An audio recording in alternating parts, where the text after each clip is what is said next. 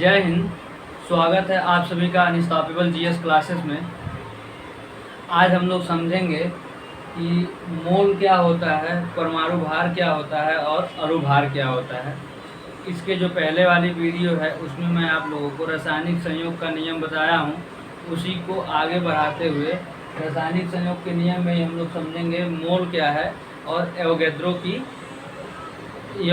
संख्या क्या है, एवोगैड्रो का नियम क्या है, उसके बारे में हम लोग समझेंगे।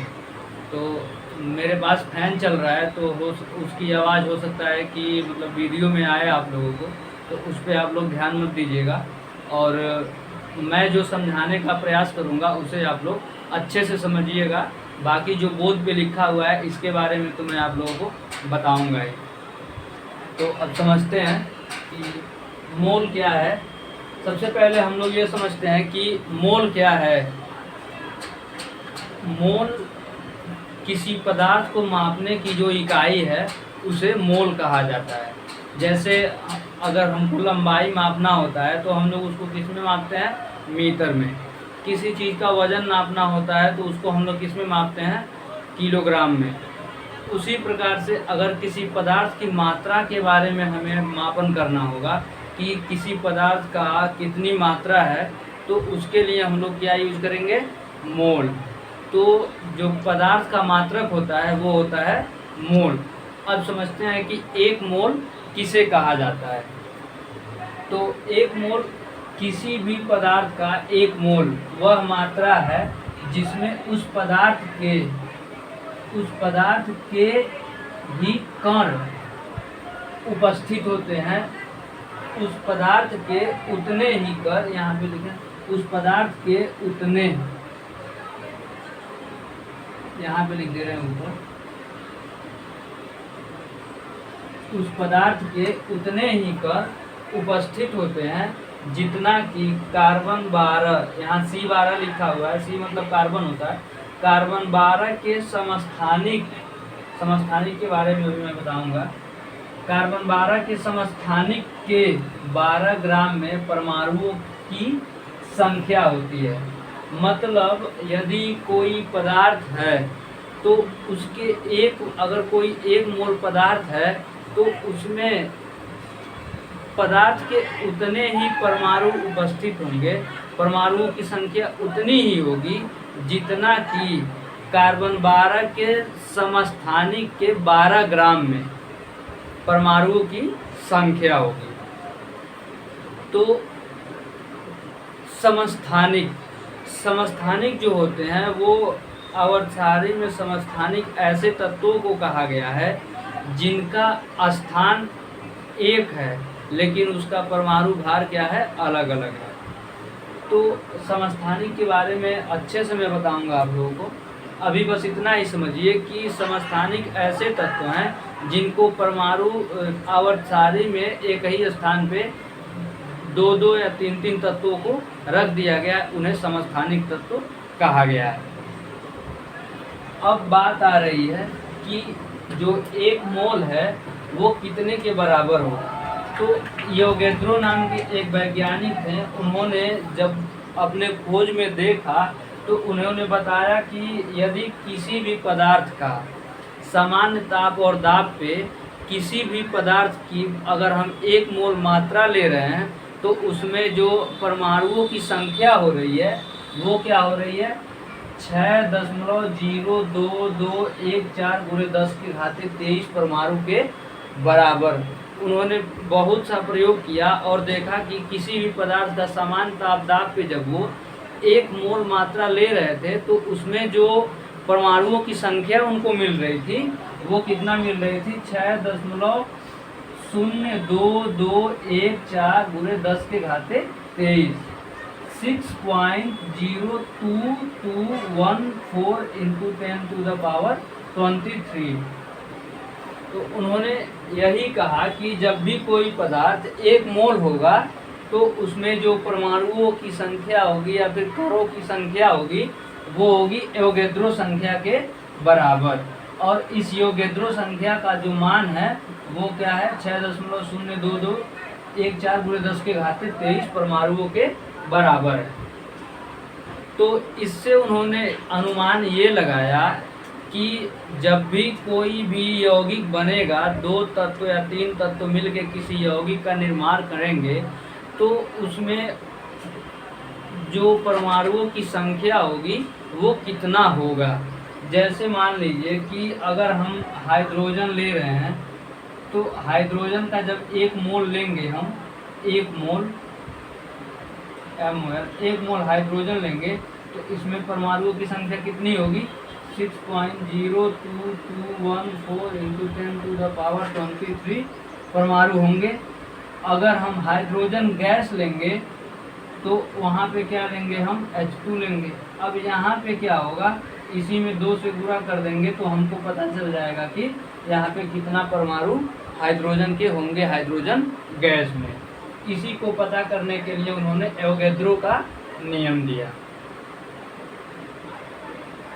तो उम्मीद है आप लोग समझ चुके होंगे कि एवोगैड्रो का नियम क्या है।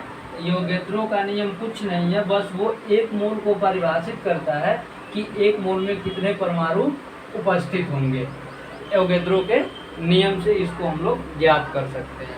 जैसे कोई कह रहा है कि पानी का 1 मोल कितना होगा, तो पानी क्या होता है, H2O होता है, H2O। अब हमको इसमें मोल का संख्या ज्ञात करना है कि कितना मोल होगा H2O में। तो हम क्या करेंगे, हाइड्रोजन का और ऑक्सीजन दोनों का जोड़ लेंगे तो हमें मिल जाएगा कि कितने परमाणु उपस्थित होंगे हाइड्रोजन और ऑक्सीजन को मिला के पानी में। अब हम लोग आगे समझते हैं कि अणुभार क्या होता है। अणुभार यानी कि मॉलिक्यूलर वेट। मॉलिक्यूलर वेट, तो मॉलिक्यूलर वेट अगर देखें तो किसी भी अणुभार नहीं, पहले हम लोग देखेंगे परमाणु भार यानी एटॉमिक वेट। एटम मतलब होता है क्या, परमाणु होता है, तो उसको हम लोग एटॉमिक वेट परमाणु भार के बारे में समझेंगे। परमाणु भार क्या होता है, तो पहले बेसिकली वैसे समझते हैं हम लोग। परमाणु भार क्या होगा कि मान लीजिए आपके पास सोडियम का, हाइड्रोजन का एक परमाणु है, तो जो वो परमाणु होगा उसका कुछ न कुछ वजन होगा, तभी तो वो क्या है, पदार्थ है। तो जो परमाणु का वजन होगा उसी को हम लोग क्या कहेंगे, परमाणु भार कहेंगे। तो अब कोई भी जो तत्व है, परमाणु है, उसका भार कितना होगा ये हम लोग ज्ञात करेंगे। अब हमारे आवर्त सारणी में 118 जो तत्व हैं उन सबका अलग अलग परमाणु भार है, तो उन सबको ज्ञात करने के लिए वैज्ञानिकों ने अपना नियम दिया, जिसके अनुसार हम लोग परमाणु भार को निकालते हैं। तो अब देखेंगे हम लोग, किसी परमाणु में उपस्थित प्रोटॉन और न्यूट्रॉन का योग, प्रोटॉनों की संख्या यहाँ पे होगा, प्रोटॉन की संख्या और न्यूट्रॉन की संख्या का योग परमाणु भार कहलाएगा। मतलब कोई भी परमाणु होगा हमारे पास, तो उसमें जितने भी परमाणु के अंदर जितने भी प्रोटॉन होंगे और न्यूट्रॉन होंगे, उनकी संख्याओं का जब हम लोग योग करेंगे तो वो बनेगा परमाणु भार। अब देखिए, जैसे नाइट्रोजन है, तो नाइट्रोजन का परमाणु क्रमांक 7 है और परमाणु भार यहाँ पे 14 लिखा हुआ है। तो अब ये 14 कहाँ से आया, इसके बारे में हम लोग समझेंगे। और एक चीज़ हम बता दें आप लोगों को कि आवर्त सारणी में नीचे जैसे ये 7 जहाँ पे लिखा हुआ है वहाँ पे लिखा रहता है, उसे हम लोग कहते हैं, ये 7 क्या है, परमाणु क्रमांक है, और ये 14 क्या है, परमाणु भार है। उसी प्रकार ये 8 क्या है, ऑक्सीजन का परमाणु क्रमांक है, और 14 क्या है, ऑक्सीजन का परमाणु भार है। तो अब हम लोग समझेंगे कि परमाणु भार हमको ज्ञात करना होगा तो हम क्या करेंगे। अब परमाणु भार ज्ञात करने के लिए ये 14 नाइट्रोजन का परमाणु भार आ रहा है, तो ये कैसे आ रहा है इसको हम लोग समझते हैं। तो जो परमाणु भार जो होता है ये बेसिकली परमाणु के नाभिक में उपस्थित होता है। इसको आप लोग याद रखिएगा कि किसी भी परमाणु का परमाणु भार उसके नाभिक में उपस्थित होता है, क्योंकि नाभिक के अंदर ही, ये मान लीजिए कोई परमाणु है इतना बड़ा, और इसके बीचों बीच में होगा नाभिक। ये क्या है? नाभिक। तो नाभिक के अंदर ही क्या होंगे? प्रोटॉन और न्यूट्रॉन उपस्थित होंगे। प्रोटॉन और न्यूट्रॉन इसी नाभिक के अंदर ही उपस्थित होंगे, और जब इन दोनों की संख्याओं को हम लोग जोड़ लेंगे तो वो बन जाएगा परमाणु भार। अब जो नाइट्रोजन है इसमें क्या होगा? जो इसका परमाणु भार 14 आ रहा है, तो इसमें कितने होंगे? 7 होगा। क्या चीज? प्रोटॉन। पी से हम प्रोटॉन लिख रहे हैं। प्रोटॉन होगा 7 और न्यूट्रॉन होगा, न्यूट्रॉन को n से ये होगा 7। दोनों को जोड़ने पे क्या बनेगा? 14। अब एक चीज हम आपको और बताते हैं, इसको आप लोग समझने का प्रयास कीजिएगा कि किसी भी तत्व की जो परमाणु क्रमांक होती है वो उसमें उपस्थित इलेक्ट्रॉनों की संख्या के बराबर होती है या फिर प्रोटॉनों की संख्या के बराबर होती है। जब हम बात करेंगे परमाणु के स्थायित्व के बारे में तब इसे विस्तार से बताएंगे। अभी बस यही समझिए कि किसी भी परमाणु में प्रोटॉन की संख्या इलेक्ट्रॉन की संख्या एक बराबर होती है, और जो प्रोटॉन की संख्या होती है वही कहलाती है क्या? परमाणु क्रमांक। तो परमाणु क्रमांक हम आपको ये 7 बताए हैं। तो जो परमाणु क्रमांक 7 है वो प्रोटॉन की संख्या के बराबर है। तो प्रोटॉन की संख्या नाभिक में यहाँ पे क्या मिल गया? 7। अब चूंकि नाइट्रोजन का होता है 14, हमको 14 पे जाना है, तो अब इसमें न्यूट्रॉन कितने बचे होंगे? 7 बचे होंगे, तभी तो ये क्या हो रहा है? 14 हो रहा है।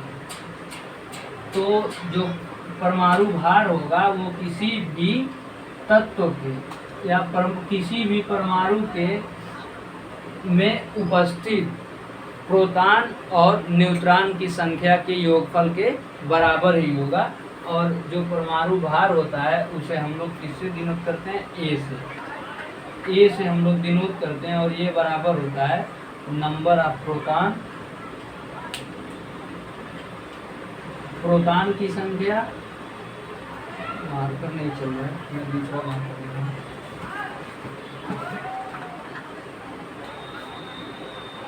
ए बराबर होगा प्रोटॉनों की संख्या,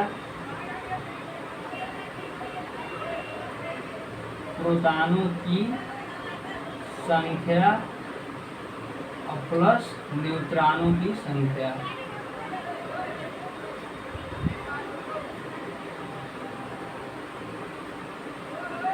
न्यूट्रॉनों की संख्या। तो परमाणु